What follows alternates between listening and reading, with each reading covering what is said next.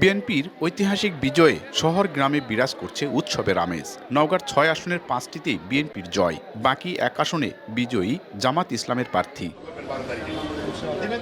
দীর্ঘদিন পর হাতছাড়া আসন পুনরুদ্ধারে উজ্জীবিত বিএনপি নেতাকর্মীরা ৫টি আসনে বড় ব্যবধানে জয়কে তারা গণরায়ের প্রতিফলন বলেই মনে করছেন। সারা নওগাঁ আনন্দিত, উৎসাহিত, উৎফুল্লিত। যখনই প্রার্থীতা দিয়েছেন সবাই ঐক্যবদ্ধভাবে মাঠে নেমেছি।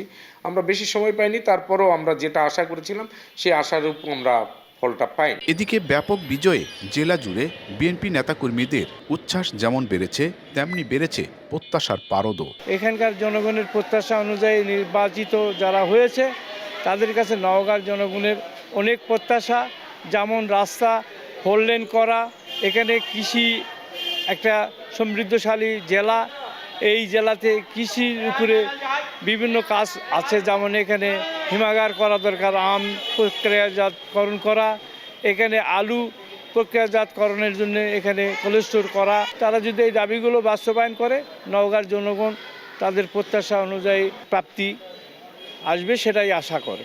কৃষি নির্ভর এ জেলায় সিন্ডিকেট ব্যবস্থার অবসান, নতুন শিল্প কারখানা স্থাপন, গ্রামীণ সড়ক ও অবকাঠামো উন্নয়ন, মাদক ও সন্ত্রাস নির্মূলে জিরো টলারেন্স নীতির অঙ্গীকার করেছেন নবনির্বাচিত সংসদ সদস্যরা। এখানে আসলে লেবার ইন্টেন্সিভ বা যেখানে শ্রমঘন ইন্ডাস্ট্রি, যেখানে আমাদের লোকজনের আমরা বেশি করে সম্পৃক্ত করতে পারবো, কর্মসংস্থান করতে পারবো হাজারে হাজারে, সেই রকম প্রতিষ্ঠান আমরা গড়ে তুলতে চাই 2 জায়গাতে। মাদক এখানে থাকতে পারবে না, এবং কোনো প্রশাসন, পুলিশ কেউ যদি এটা সহায়তা করে সে এখানে থাকতে পারবে না। যে মাদক মুক্ত একটা জায়গা আমি করতে চাই। প্রথমেই আমি এই যানজট অবসানের লক্ষ্যে 4 লেনের কাজ শুরু করবো ইনশাল্লাহ।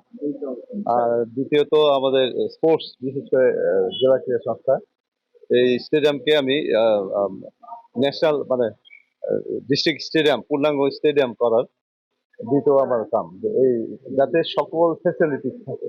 জেলায় 5টি আসনে 25 থেকে 50,000 ভোটের ব্যবধানে জয় পেয়েছে বিএনপি। আর নওগাঁ 2 আসনে প্রায় 6,500 ভোটের ব্যবধানে জয়ী হয়েছেন 11 দলীয় জোট সমর্থিত প্রার্থী। জেলায় 23 লাখ ভোটার তাদের রায়ের মাধ্যমে বেছে নিয়েছেন জনপ্রতিনিধি। এখন নির্বাচিত সাংসদদের সামনে চ্যালেঞ্জ প্রতিশ্রুতি বাস্তবায়ন এবং জনগণের প্রত্যাশা পূরণ। এমআর রকি, সময় সংবাদ, নওগাঁ।